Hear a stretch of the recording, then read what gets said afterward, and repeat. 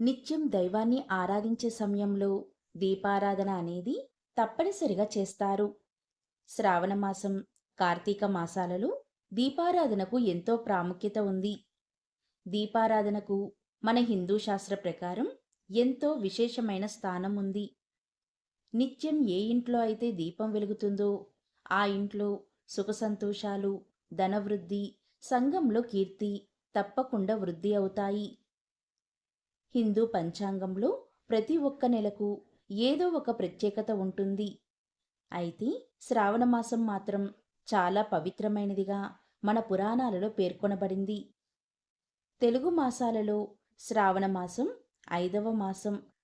ఆషాఢం తర్వాత ఈ నెల ప్రారంభమవుతుంది. హిందూ పురాణాల ప్రకారం శ్రావణ మాసం పరమశివుడికి, వరలక్ష్మీదేవికి అంకితమివ్వబడింది. ఈ నెలలో ఎవరైతే పరమశివుణ్ణి ప్రత్యేకంగా పూజిస్తారో వారికి శివానుగ్రహం తప్పకుండా లభిస్తుందని పురాణ వచనం. అదేవిధంగా వివాహిత స్త్రీలు తమ భర్త, కుటుంబం ఆయురారోగ్యాలతో జీవించాలని కోరుకుంటూ వరలక్ష్మీ వ్రతాన్ని చేస్తారు. ముఖ్యంగా శ్రావణ మాసంలో లక్ష్మీ కటాక్షం కోసం లక్ష్మీదేవిని నిత్యం ఆరాధిస్తూ ఉంటారు. లక్ష్మీ పూజలో విశేషమైనది దీపారాధన. ఈ శ్రావణ మాసంలో ఏం చేయకపోయినా సరే ఒక్క దీపాన్ని లక్ష్మీదేవి ముందు వెలిగించినా చాలు. ఆ ఇంట్లో ఎల్లవేళలా లక్ష్మీదేవి ఉండి సిరుల వర్షం కురిపిస్తుంది. అంతటి ప్రాధాన్యత దీపారాధనకు ఉంది. అలాంటి దీపారాధన చేసే సమయంలో తెలియకుండా ఎన్నో తప్పులు చేస్తూ ఉంటారు.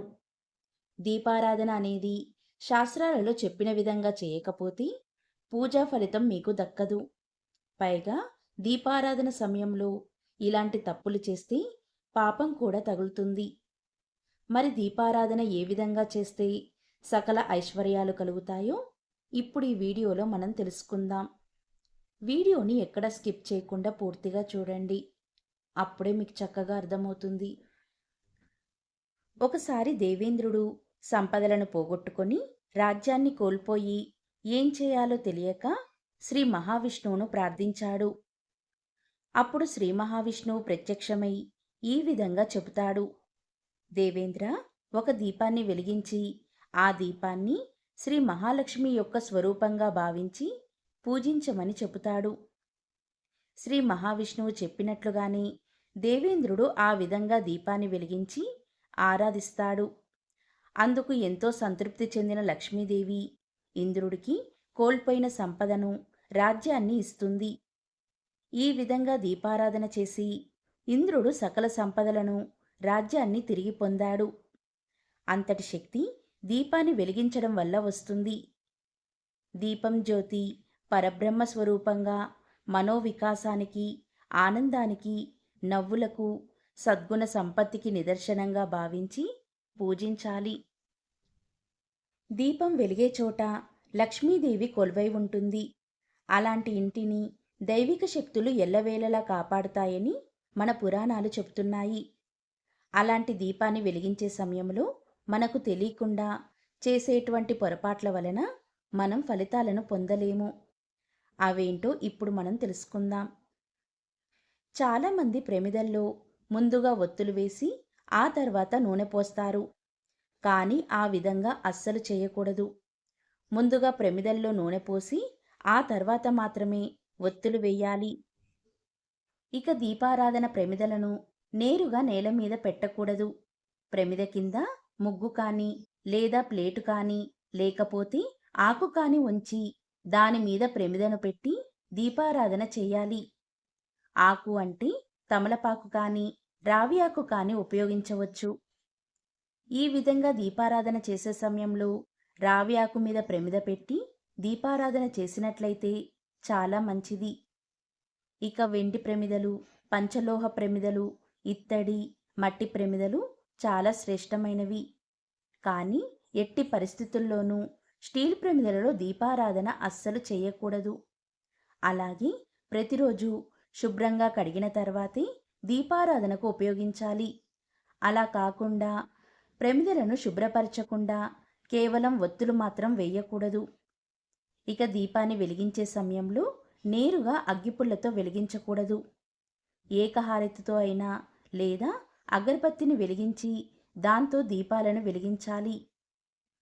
ఈ విధంగా దీపం వెలిగించాక ప్రమిదకి గంధం కుంకుమలతో బొట్టు పెట్టి అక్షింతలు వేసి దీపానికి నమస్కారం చేసుకోవాలి. ఎప్పుడైనా సరే దీపం వెలిగాక కనీసం అరగంట వరకు ఆ దీపం వెలిగేలా చూసుకోవాలి. అంతకన్నా తక్కువ సమయంలో దీపం కొండెక్కితే ఆ దీపం వెలిగించిన పుణ్యం మనకు దక్కదు. దీపం ఒకవేళ కొండెక్కినట్లయితే దీపం ఆరిపోయిందని పలకకూడదు. దీపం కొండెక్కిందని పలకాలి. ఎప్పుడైనా సరే దీపాన్ని మనంతట మనం ఆర్పకూడదు. అలాగే దీపాన్ని ఒక వత్తితో వెలిగించకూడదు. ఒక వత్తితో కేవలం చనిపోయినప్పుడు మాత్రమే వెలిగిస్తారు.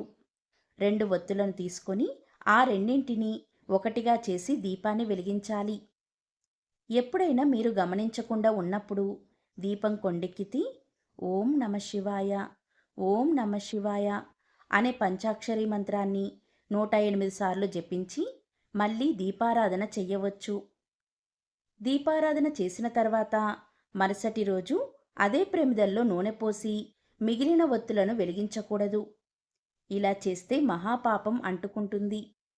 ఈ విధంగా అస్సలు చేయకూడదు. ప్రతిరోజు కూడా ఒత్తులను తప్పకుండా మార్చాలి. అలాగే ప్రమిదలను శుభ్రపరచుకోవాలి. దీపారాధన అనేది తూర్పు, ఉత్తరం, ఈశాన్యం, ఆగ్నేయ దిక్కులను చూసేలా పెట్టాలి. అంతేకాని పడమర, దక్షిణ దిక్కులను చూస్తున్నట్లు ఉంచకూడదు. అదేవిధంగా దీపారాధన అనేది తెల్లవారుజామున 4 గంటల నుండి 6 గంటల మధ్య వెలిగిస్తే ఎన్నో అద్భుత ఫలితాలు కలుగుతాయి. క్రమం తప్పకుండా ఈ విధంగా 48 రోజుల పాటు చేస్తే మీ మనసులోని న్యాయపరమైన కోరికలు తప్పకుండా నెరవేరుతాయని మన శాస్త్రాలు చెబుతున్నాయి. ఇక ఈ శ్రావణ మాసంలో సాయంత్రం 6 గంటల నుండి 6 గంటల 30 నిమిషాల మధ్య లక్ష్మీదేవికి దీపారాధన చేస్తే ఎంతో మంచి ఫలితాలను పొందుతారు. ఉత్తమ జీవనం, అదేవిధంగా కుటుంబ సౌఖ్యాన్ని పొందుతారు. ఉద్యోగంలో ఉన్నతి, విద్యలో వృద్ధి అన్నీ కూడా కలుగుతాయి. ఈ విధంగా చేసిన వారికి శ్రీ మహాలక్ష్మి యొక్క అనుగ్రహం తప్పకుండా కలుగుతుంది. ఇక శ్రావణ శుక్రవారాలలో సాయంత్రం 5 గంటల 45 నిమిషాల నుండి 6 గంటల 15 నిమిషాల మధ్య వెలిగించే దీపాలను జ్యోతిలక్ష్మి అంటారు. శ్రావణ శుక్రవారాలలో ఈ సమయంలో దీపారాధన చేసిన వారికి అఖండ లక్ష్మీ కటాక్షం కలుగుతుంది. ఒక్క శ్రావణ శుక్రవారాలలో మాత్రమే కాదు, శ్రావణ మాసంలో ప్రతిరోజు కూడా సాయంత్రం ఈ సమయంలో దీపారాధన చేస్తే లక్ష్మీదేవి యొక్క అనుగ్రహం కలిగి సకల సంపదలు చేకూరుతాయి. దీపం పరబ్రహ్మ స్వరూపం అంటారు. అలాంటి దీపాలను శాస్త్రాలలో చెప్పిన విధంగా వెలిగిస్తే సకల ఐశ్వర్యాలు కలుగుతాయి. ఇలా దీపం వెలిగించే సమయంలో తగు జాగ్రత్తలు పాటిస్తే దీపాన్ని వెలిగించిన పుణ్యాన్ని మీరు పొందుతారు. దీపానికి నమస్కారం చేసుకున్నట్లయితే సకల దేవతలను పూజించిన పుణ్యఫలం మీకు కలుగుతుంది. కాబట్టి దీపారాధనకు ఎంతో విశిష్టమైన స్థానం ఉంది. శ్రావణ మాసంలో క్రమం తప్పకుండా ఈ విధంగా దీపారాధన చేసి సకల శుభాలను పొందండి. శ్రావణ మాసంలో లక్ష్మీదేవి కటాక్షానికై తప్పనిసరిగా తామర ఒత్తులతో దీపారాధన చెయ్యండి. దీనివల్ల అదృష్టం కలిసి వస్తుంది. శ్రావణ మంగళవారాలలో పార్వతీదేవిని ప్రసన్నం చేసుకోవాలి అంటే పసుపు వస్త్రంతో చేసిన ఒత్తులను ఉపయోగించండి. వివాహ జీవితం సాఫీగా సాగాలంటే పిల్లల సంక్షేమం కోసం ప్రార్థన చేసేవాళ్ళు శ్రావణ మంగళవారాలలో ఎర్రని వస్త్రంతో దీపారాధన చెయ్యండి. అగ్గిపుల్లతో నేరుగా ఒత్తులను వెలిగించకండి. పంచాంగం ప్రకారం పౌర్ణమి రోజు చంద్రుడు శ్రవణ నక్షత్రంలో సంచరించడం వలన ఈ మాసానికి శ్రావణ మాసం అనే పేరు వచ్చింది. త్రిమూర్తులలో స్థితికారకుడు, దుష్ట శిక్షకుడు, శిష్ట రక్షకుడు అయిన శ్రీ మహావిష్ణువు ధర్మపత్ని అయిన శ్రీ మహాలక్ష్మికి అత్యంత ఇష్టమైన మాసం శ్రావణ మాసం. శ్రావణ మాసంలో చేసే పూజలు, వ్రతాలు విశేష ఫలితాలనిస్తాయి.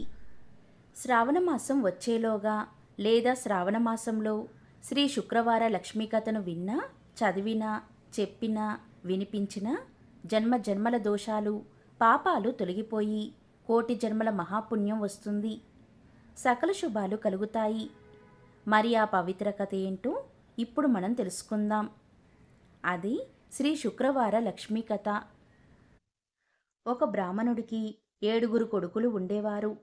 వారందరికీ వివాహాలు జరిగి భార్యలు కాపురానికి రావడం వలన వేరింట కాపురాలు చేస్తున్నారు.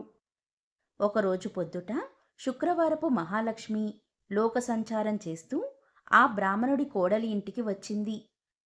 ఒక కోడలు పొద్దుటే పిల్లలకు భోజనం పెట్టి తాను కూడా తింటూ ఉంది. ఇంకొక కోడలు పాచివాకిల్లో పేడ తెచ్చి వేసుకుంటుంది. మరొక కోడలు పాత బట్టను పెడుతూ ఉంది. ఇంకొక కోడలు పాచివాకిలిలోనే వడ్లు దంచుతూ ఉంది. వేరొక కోడలు పాచివాకిలిలోనే పిల్లలకు తలస్నానం చేపించి తను కూడా తలస్నానం చేస్తూ ఉంటుంది. ఈ విధంగా 6 కోడళ్ళు చేయడం చూసి శుక్రవారపు మహాలక్ష్మి వారి ఇళ్లకు వెళ్లకుండా పెద్ద కోడలి ఇంటికే వచ్చింది. పెద్ద కోడలు ఇల్లు అలికి వాకిట కల్లాపి చల్లి స్నానం చేసి కాళ్లకు పసుపు రాసుకొని గడపకు బొట్లు పెట్టి కట్టుకున్న బట్టను భర్తకిచ్చి ఆమె తలుపు వెనకాల కూర్చుంది.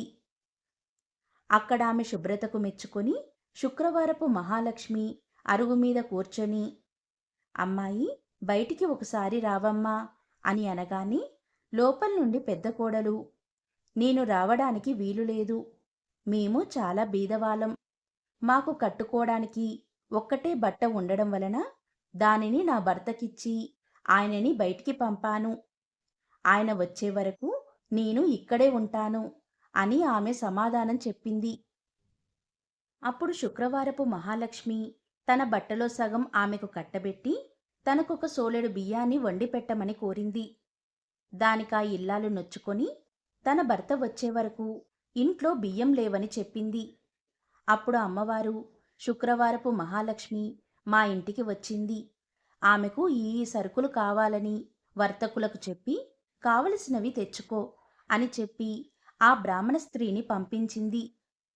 అప్పుడా పెద్ద కోడలు బ్రాహ్మణ స్త్రీ కోమటింటికి వెళ్ళి తన ఇంటికి శుక్రవారపు మహాలక్ష్మి వచ్చిందని చెప్పి పప్పు, బియ్యం మొదలైన వంటకు కావలసిన పదార్థాలు ఇవ్వమని కోరగా అతను వాటినన్నిటినీ ఇచ్చాడు. తర్వాత పెద్ద కోడలు అయిన ఆ బ్రాహ్మణ స్త్రీ తెలుకుల వారింటికి వెళ్ళింది. వారింటికి వెళ్ళి తెలగపిండిని, నూనెను అడిగింది. మా ఇంటికి శుక్రవారపు మహాలక్ష్మీదేవి వచ్చింది. నాకు తెలగపిండి, నూనె కావాలి అని అన్న వెంటనే తెలుకులవాడు తెలగపిండిని, నూనెను ఇచ్చాడు. తర్వాత ఆ బ్రాహ్మణ స్త్రీ కంచిరి ఇంటి దగ్గరికి వెళ్ళి ఇంటికి కావలసిన సామాగ్రి కావాలని, మా ఇంటికి శుక్రవారపు మహాలక్ష్మీదేవి వచ్చిందని ఇవ్వమని కోరగా కంచిరి ఇంటికి కావలసిన సామాగ్రినంతా ఇచ్చాడు. తర్వాత ఆ బ్రాహ్మణశ్రీ శాలి ఇంటికి వెళ్ళింది. మా ఇంటికి శుక్రవారపు మహాలక్ష్మీదేవి వచ్చింది, బట్టలివ్వమని కోరగా అతను బట్టలిచ్చాడు. వాటినన్నిటినీ తీసుకుని ఆ బ్రాహ్మణ స్త్రీ ఇంటికి వచ్చి 4 పిండి వంటలతో అన్నాన్ని శుక్రవారపు మహాలక్ష్మీదేవికి వడ్డించింది. అంతలో ఆమె భర్త ఎడమూట పెడమూటలతో సంతోషంగా ఇంటికి వచ్చాడు. ఆ రోజు అతనికి సంతృప్తిగా వ్యాపారం సాగింది. అతనికి ఆమె భోజనం వడ్డించగా బ్రాహ్మణుడు భోజనం చేసి ఇవన్నీ ఎలా వచ్చాయి అని భార్యని అడిగాడు. అప్పుడామె శుక్రవారపు మహాలక్ష్మి వచ్చిందని భర్తతో చెప్పింది. అంతలో శుక్రవారపు మహాలక్ష్మి తానిక వెళ్తానని చెప్పగా ఆమెను ఆ రాత్రి భోజనం చేసి వెళ్ళవలసిందిగా కోరారు ఆ భార్యాభర్తలు. అందుకు శుక్రవారపు మహాలక్ష్మీదేవి అంగీకరించి రాత్రి భోజనమైన తర్వాత వెళ్తాను అంది. అప్పుడా బ్రాహ్మణ స్త్రీ, అమ్మా, ఇంత చీకటిలో ఎలా వెళ్తావు? రేపు ఉదయమే వెళ్ళవచ్చులే అని బ్రాహ్మణ స్త్రీ పలికింది. అందుకు శుక్రవారపు మహాలక్ష్మీదేవి అంగీకరించి నిద్రపోయి మధ్యరాత్రికి లేచి తనకు కడుపు నొప్పిగా ఉందని చెప్పింది.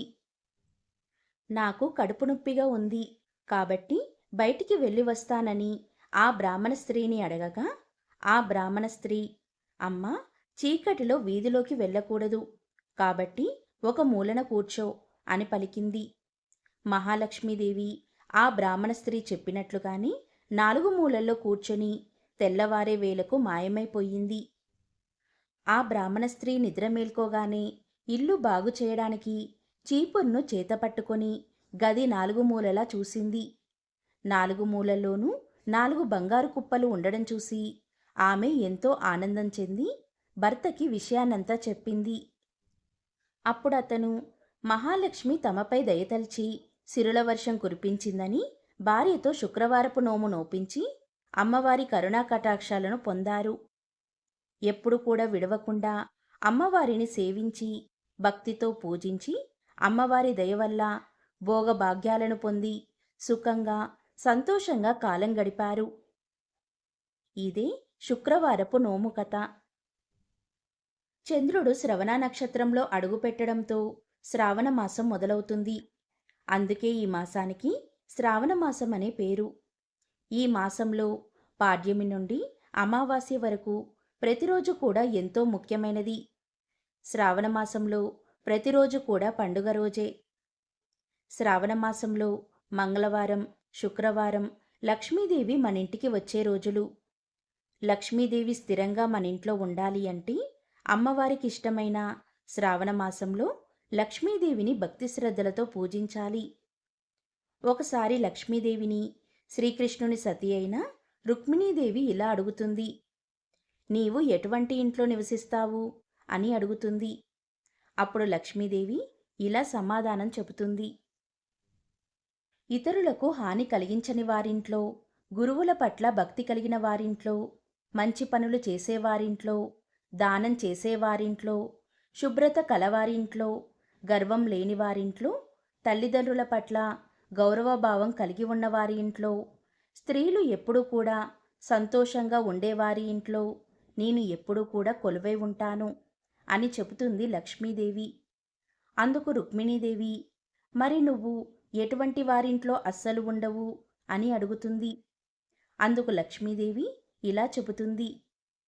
తనకు కాని ధనాన్ని ఆశించిన వారింట్లో, చెడు ఆలోచనలు చేసేవారింట్లో, నాస్తికుల ఇంట్లో, పాపాలు అధికంగా చేసేవారింట్లో, తల్లిదండ్రులను కష్టాలు పెట్టేవారి ఇంట్లో, శుభ్రంగా లేనివారి ఇంట్లో, అధికంగా నిద్రపోయేవారి ఇంట్లో, స్త్రీలు దుఃఖించేవారి ఇంటి యందు, భర్తను గౌరవించని వారి ఇంట్లో నేను అస్సలు ఉండను అని అంటుంది లక్ష్మీదేవి.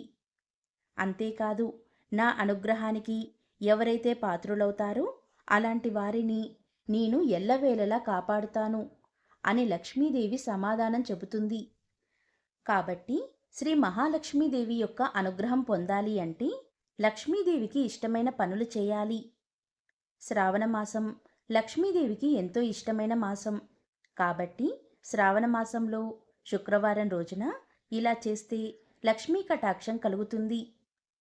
శ్రావణ శుక్రవారం రోజున ఉదయాన్నే తెల్లవారుజామున నిద్రలేచి కాలకృత్యాలు తీర్చుకొని స్నానం చేసి పూజగదిని శుభ్రం చేసి పూజాగదిని అలంకరించుకోవాలి.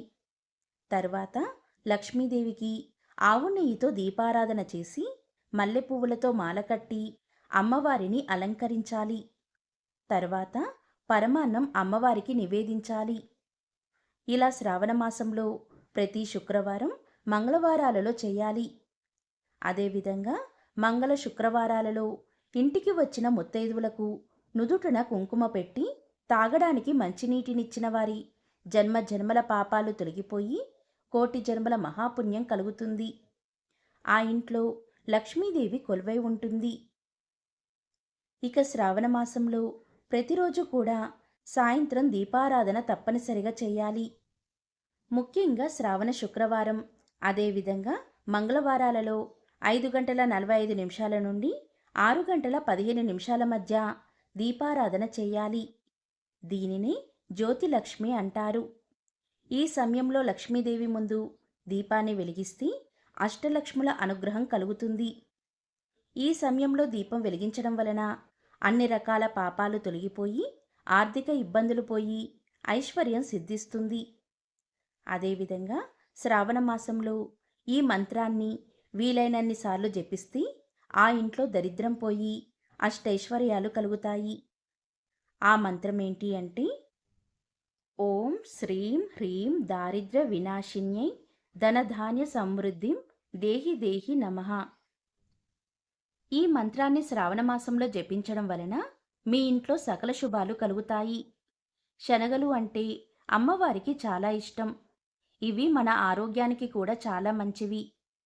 లక్ష్మీదేవికి ఇష్టమైన శనగలను నానబెట్టి వాటిని అమ్మవారికి నైవేద్యంగా పెట్టాలి. శ్రీ మహావిష్ణువు జన్మ నక్షత్రం శ్రవణ నక్షత్రం కావడం, అటువంటి పేరుతో ఏర్పడిన శ్రావణ మాసం మహావిష్ణువు పూజకు ఎంతో అనుకూలమైనది. ఈ మాసంలో చేసే దైవకార్యాలకు ఎంతో శక్తి ఉంటుందని వేదపురాణాలు చెబుతున్నాయి. ఈ నెలలో ఎన్నో మంచి రోజులు, పండుగలు ఉన్నాయి. ఈ మాసంలో గృహాలన్నీ పసుపు కుంకుమలతో, పచ్చని మామిడాకు తోరణాలతో, లక్ష్మీ శోభతో కలకలలాడుతూ ఉంటాయి. శ్రావణ మాసంలో శ్రవణము అంటే వినడం అని అర్థం. వేదము, గ్రంథాల వలె పఠనం చేసేది కాదు, విని నేర్చుకోవలసింది. దీనిని వినిపించేవాడు గురువు, విని నేర్చుకునేవాడు శిష్యుడు. ఈ వేదానికి స్వాధ్యాయము అనేది మరో నామం. వేదాధ్యయనం చేసేవాడికి మోహం తొలగి బ్రహ్మస్వరూపం అర్థమవుతుందని రామాయణంలో పేర్కొనబడింది. దీనిని బట్టి శ్రావణమాసం వేదాధ్యయన సమయమని త్రేతాయుగంలో చెప్పబడింది. స్త్రీలకి వేద పఠనంతో సమానమైన లలితా సహస్రనామ స్తోత్ర పఠనాలు, నోములు, వ్రతాలు మోహాన్ని తొలగించి సౌభాగ్యాన్ని కలిగిస్తాయి. శ్రీ మహావిష్ణువు జన్మ నక్షత్రమైన శ్రావణమాసం అంటే లక్ష్మీదేవికి ఎంతో ఇష్టం. కాబట్టి ఈ శ్రావణమాసంలో ఆ లక్ష్మీనారాయణలను పూజించి వారి కృపతో సకల భోగాలు, అష్టైశ్వర్యాలను పొందండి.